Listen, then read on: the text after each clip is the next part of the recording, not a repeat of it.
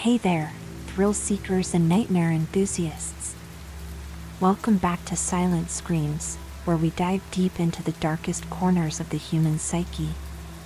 Tonight, we're hitting the road with a tale that'll make you think twice about those late-night drives. So buckle up, check your rearview mirror, and get ready for a journey into headlights in hell, nocturnal terrors on the open road. Remember, sometimes the real monsters aren't in your closet, they're waiting for you on that lonely stretch of highway. The hum of tires on asphalt had become a soothing white noise over the past few hours. It was just past midnight, and I was on hour 6 of what should have been a 10-hour drive to my sister's wedding.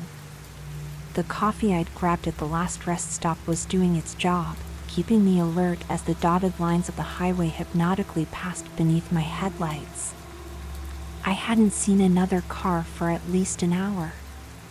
Out here in the middle of nowhere, it was just me, my trusty old Chevy, and miles of empty road stretching out before me. The radio had long since devolved into static, so I hummed quietly to myself, trying to ignore the growing unease in the pit of my stomach. That's when I saw her. At first, I thought it was a trick of the light, a shadow cast by a roadside tree, or maybe a deer caught in my headlights. But as I drew closer, the figure took shape. A woman, dressed in a tattered white dress, was standing on the shoulder of the road. Her long, dark hair obscured her face as she extended a pale arm, thumb out in the universal sign for a hitchhiker. Every instinct told me to keep driving. It was the middle of the night, I was in the middle of nowhere, and picking up strangers was never a good idea. But something about her seemed off. Vulnerable. Before I knew what I was doing, I found myself slowing down, pulling over to the side of the road just ahead of her.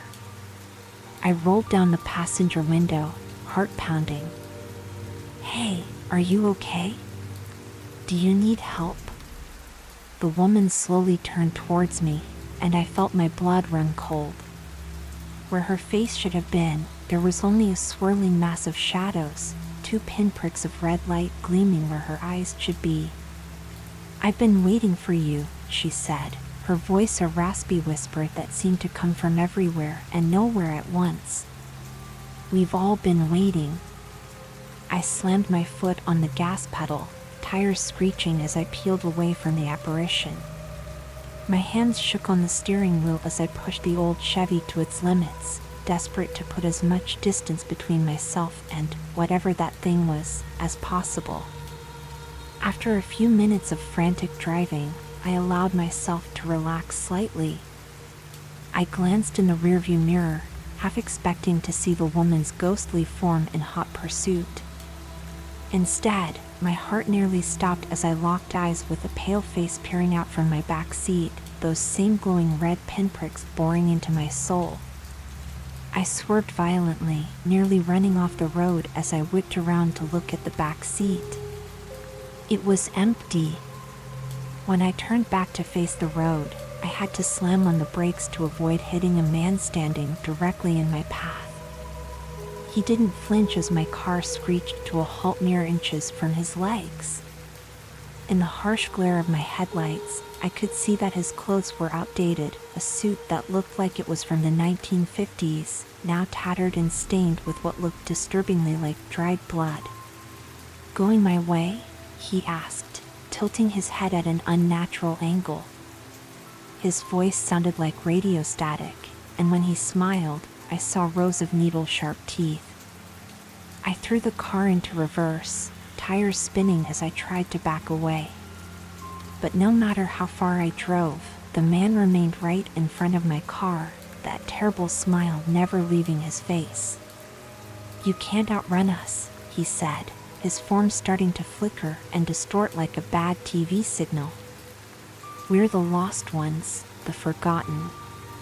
And now, you're one of us." Suddenly, the road beneath my tires began to shift and warp. The asphalt rippled like water, and I felt my car begin to sink. Panic overtook me as I realized I was being pulled into something. Some kind of portal or gateway, right there in the middle of the highway. I scrambled to undo my seatbelt, but it wouldn't budge. The car was nearly vertical now, nose down into a swirling vortex of darkness. The last thing I saw before the void swallowed me completely was a sign on the side of the road, "Welcome to Hell's Highway. No rest stops for eternity." I don't know how long I was unconscious. When I came to, I was still in my car, but everything was wrong. The sky above was a sickly green, roiling with storm clouds that occasionally lit up with flashes of what looked like blood-red lightning. The road stretched out before me, but it twisted and turned in ways that defied the laws of physics, looping back on itself and spiraling off into the diseased-looking sky. My radio crackled to life, a voice cutting through the static. "Welcome to tonight's broadcast on WHLH, Hell's Highway Radio. For those just joining us, remember, all exits are final, and the ride never ends." I tried to turn off the radio, but the knob came off in my hand, the voice continuing unabated. "Up next, we have a dedication for our newest arrival. This one's for you, lost soul. Enjoy your eternal drive." The opening notes of Highway to Hell began to play, the irony not lost on me as I put the car in drive and began to move down the impossible road. I didn't know where I was going, but I knew I couldn't stay still. Something told me that in this place, to stop moving was to invite a fate worse than death. As I drove, I began to see other vehicles on the road. Some looked normal at first glance, but as I got closer, I realized their drivers were wrong. A minivan piloted by a creature with too many arms and not enough eyes. A motorcycle whose rider's head was engulfed in green flames. An old pickup truck that seemed to be driving itself, its cab filled with writhing shadows. I tried to avoid making eye contact with any of them, but it was impossible not to notice the way they all seemed to be watching me, sizing up the newcomer to their twisted highway. The landscape outside my windows was a constantly shifting nightmare. One moment I was driving through a forest of trees with bark like flayed skin, their branches reaching out as if to grab my car.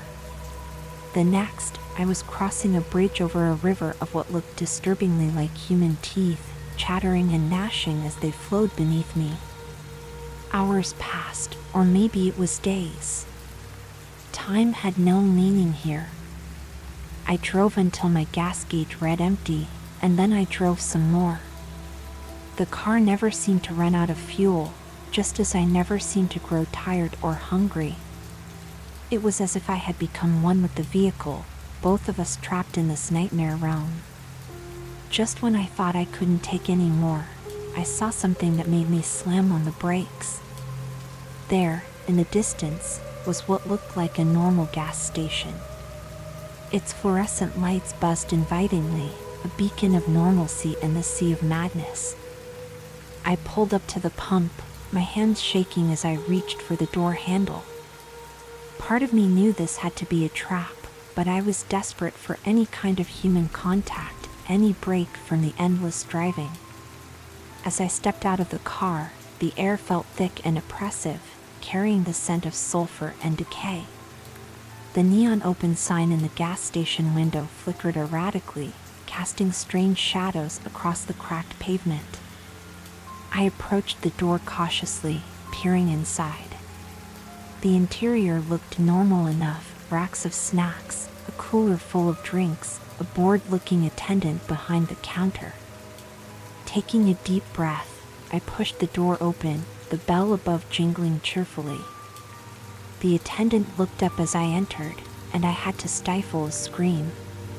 His face was a patchwork of different features, as if someone had cut up a dozen photographs and reassembled them at random. One blue eye, one brown. A nose that was clearly too small for the face, nostrils flaring unnaturally. lips that were stretched too wide in a rictus grin. "Welcome to Last Chance Gas," he said, his voice a discordant mix of pitches and accents. "How can I help you today?" I swallowed hard, trying to find my voice. I think I'm lost. Can you tell me how to get back to the regular highway?" The attendant's mismatched eyes glittered with amusement. "Oh, honey," he said, his grin widening impossibly further. "There's no going back. You're on Hell's Highway now. The only way out is through." "Through where?" I asked, desperation creeping into my voice. He leaned in close, and I could smell the rot on his breath. "Through the worst parts of yourself. Through every fear, every regret, every dark thought you've ever had. You drive until you either become one of us or what?" I whispered. The attendant shrugged, his shoulders making a sound like grinding bones. "Or you find the exit. But nobody ever finds the exit." A cold feeling of dread settled in my stomach. "How long have you been here?" His laugh was like nails on a chalkboard. "Time doesn't work the same here, sweetheart. Could be days, could be centuries. After a while, it all blurs together." I backed away from the counter, my mind reeling. As I turned to leave, the attendant called out, "Oh, and don't forget to check your back seat before you go. You never know what might have climbed in while you weren't looking." I ran back to my car, yanking open the door and practically diving into the driver's seat. My heart was pounding so hard I thought it might burst out of my chest. Slowly, dreading what I might see, I turned to look at the back seat. It was empty. But there, on the upholstery, was a handprint. A child's handprint, made in what looked sickeningly like fresh blood. I slammed the car into drive and peeled out of the gas station, the attendant's laughter echoing in my ears. As I sped back onto the twisting highway, I caught a glimpse of something in my rearview mirror. A small, pale face with black holes for eyes, peeking out from behind the headrest of the back seat. I didn't stop driving after that. I couldn't. Every time I thought about pulling over, I'd hear a giggle from the back seat or catch a flicker of movement out of the corner of my eye. So I kept going, down roads that looped and spiraled, past landscapes that defied description and horrors that would haunt me for eternity. I don't know how long I've been driving now. Days? Years? The Hell's Highway radio keeps playing, a soundtrack to my never-ending nightmare. Sometimes I see other drivers, their eyes hollow and haunted, and I wonder if that's what I look like now. But I can't give up. Somewhere out there, there has to be an exit. A way back to the world I knew. And until I find it, I'll keep driving. Because the alternative, becoming one of the lost souls that haunt this twisted highway, is too terrible to contemplate. So if you're out for a drive late at night and you see a beat-up old Chevy speeding down the road like the devil himself is in pursuit, don't try to flag me down. Don't offer help. Just say a little prayer that you never find yourself on Hell's Highway. Because out here, the drive never ends, and the monsters in your rearview mirror are always closer than they appear. The endless drive continued, each mile blending into the next in a nightmarish blur. I'd lost all sense of time, my only companion the demonic radio that never stopped its infernal broadcast. But something was changing. The horrors I witnessed became more intense, more personal, as if Hell's Highway was digging into the darkest corners of my psyche. I passed a burning school bus, the screams of children echoing in my ears long after it faded from view. A field of crucified scarecrows turned their heads in unison to watch me pass, their stitched mouths somehow forming my name. Every fear, every regret, every shameful secret I'd ever had seemed to manifest on this godforsaken road. The voice on the radio crackled to life once more. Attention, drivers. We're experiencing some interdimensional turbulence. Please keep your arms, legs, and souls inside your vehicles at all times. Remember, on Hell's Highway, the road chooses you. As if on cue, the asphalt beneath my tires began to writhe and buckle. The yellow lines twisted into arcane symbols that burned themselves into my retinas. I gripped the steering wheel tighter, knuckles white with the effort of keeping control. Suddenly, a figure appeared in the road ahead. My heart stopped as I recognized her, my sister, in her wedding dress, just as I should have seen her if I'd made it to her ceremony. But her face was a mask of anguish, tears of blood streaming down her cheeks. "Why weren't you there?" she wailed, her voice cutting through the static of the radio. "You promised." I swerved to avoid her, but she appeared again and again, multiplying until a sea of my weeping sisters surrounded the car. Their combined voices rose in a cacophony of accusation and grief. "I'm sorry," I screamed, tears blurring my vision. "I tried to make it. I'm still trying." The road dropped away beneath me, and I was falling, tumbling through a void filled with fragments of memories and nightmares.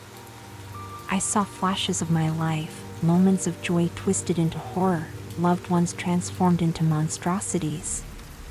When the car slammed back onto solid ground, I found myself on a new stretch of highway.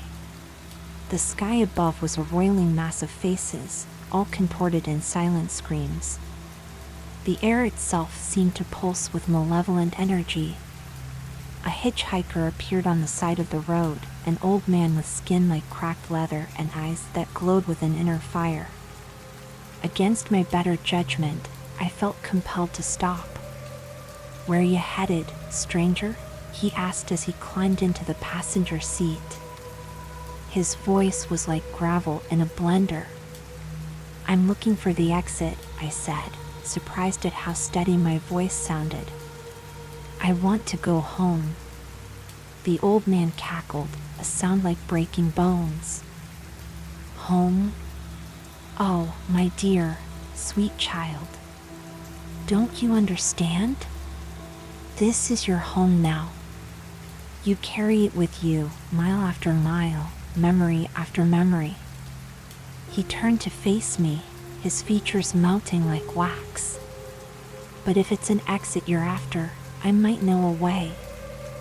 For a price, of course. There's always a price." I swallowed hard, knowing I was making a deal with the devil but too desperate to care. "What's the price?" His grin widened impossibly, rows of shark-like teeth gleaming in the sickly light. "Just a little piece of your soul. You won't even miss it, much." Before I could respond, he reached out with a gnarled hand and plunged it into my chest. I felt a searing pain, as if my very essence was being torn apart. When he withdrew his hand, he was holding a small, glowing orb that pulsed with my heartbeat. "Pleasure doing business with you," he said, his form already starting to fade. "The exit's just ahead. But remember, on Hell's Highway, every choice has consequences." As he vanished completely, I saw it, an exit ramp, glowing with an otherworldly light. My heart raced as I approached. Could this really be the way out? A chance to escape this eternal nightmare? I took the exit, hope blossoming in my chest for the first time in what felt like eons. The road smoothed out, the sky gradually shifting from its hellish hues to a more natural darkness. I even passed a normal-looking sign, "Welcome to Millbrook." Population 4,218. As I pulled into the quiet town, everything seemed almost eerily normal. Streetlights cast a warm glow on tree-lined streets. Houses with white picket fences stood silent in the night. For a moment, I allowed myself to believe I had actually escaped. I parked in front of a small diner, its neon open sign a beacon of normalcy. My legs shook as I stepped out of the car, and used to standing after so long behind the wheel. The bell above the diner's door chimed cheerfully as I entered. The place was empty except for a waitress behind the counter, her back to me as she wiped down the coffee machine. "Sit anywhere you like, Han," she called out. "I'll be with you in a jiffy." I slid into a booth, relishing the feeling of the cracked vinyl seat. Everything felt so real, so blessedly ordinary. When the waitress turned to face me, I couldn't help but smile. She looked so normal, so human. "What can I get for you, sweetie?" she asked, pen poised above her order pad. "Just coffee, please," I said, my voice hoarse from disuse. "And can you tell me what day it is?" She gave me an odd look but answered, "It's Tuesday, October 13th. My heart sank. "What year?" Now she really looked concerned. 2020, of course. "Are you feeling all right? You look like you've been through hell." I laughed, a slightly hysterical edge to the sound. "You have no idea." As she went to fetch my coffee, I tried to process what I'd learned. I'd been on that hellish highway for over 3 years. My sister's wedding was long past. My old life was gone. The waitress returned with my coffee, setting it down gently. "Here you go, Han, nice and hot, just like you like it." I froze, my hand halfway to the cup. "How do you know how I like my coffee?" Her smile widened, just a little too much to be natural. "Oh, we know everything about you here. We've been waiting for you for so long." The diner around us began to warp and twist. The cheerful 50s decor melted away, revealing rotting walls covered in pulsating flesh. The waitress's skin bubbled and split, her true form emerging, a nightmarish amalgamation of insectoid limbs and glistening fangs. "Welcome home," she chittered, her voice now a chorus of 1,000 damned souls. "You can check out any time you like, but you can never leave." I bolted for the door, but it had disappeared, replaced by a solid wall of writhing tentacles. The other patrons of the diner materialized, twisted versions of people from my past, all reaching for me with clawed hands and hungry eyes. "You thought you could escape?" they chanted in unison. "Hell's highway is eternal. It's in your mind, your soul. You'll never be free." I backed away, desperately searching for an escape route. That's when I saw it, a small, pulsing orb of light hovering near the floor. The piece of my soul the old man had taken. In that moment, I understood. This was the true price of seeking the exit. This fragment of my essence had been used to create this pocket universe, this false escape that would ultimately damn me further. With a cry of desperation, I lunged for the orb. The creature shrieked and tried to intercept me, but I was faster. My fingers closed around the warm, pulsing light. The moment I touched it, everything shattered. The diner, the town, the very fabric of this false reality cracked like glass.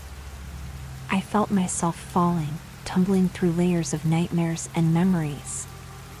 I slammed back into my body with such force that it knocked the wind out of me. I was in my car again, on that endless highway. But something had changed. The oppressive atmosphere had lifted slightly. The horrors outside my window seemed less substantial, more like fading shadows than solid terrors. The radio crackled to life one last time.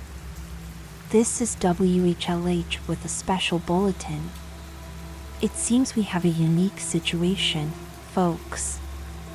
For the first time in recorded history, a soul has rejected the false exit. Stay tuned for further developments." I gripped the steering wheel, a new determination filling me. I hadn't escaped, not really. But I had seen through one of hell's deceptions. I had reclaimed a piece of myself they had tried to take. The road ahead still twisted into impossible geometries. Nightmarish landscapes still unfurled beyond my windows. But now, I drove with purpose. I knew the truth. There was no easy exit, no simple escape. The only way out was through. So I drive on, through the horrors and the nightmares. I drive because each mile takes me deeper into the darkness, yes, but also closer to understanding. Closer to finding the true nature of this place, and maybe, just maybe, a real way home. To those who might find themselves on this accursed highway, I leave this warning: don't trust the exits. Don't make deals with roadside devils. And above all, never surrender that spark inside you that knows the difference between truth and illusion.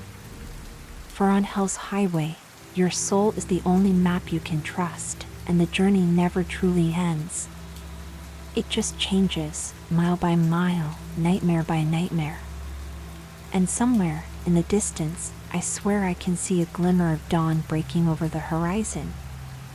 I don't know if I'll ever escape this place. But I do know one thing: I'll never stop trying.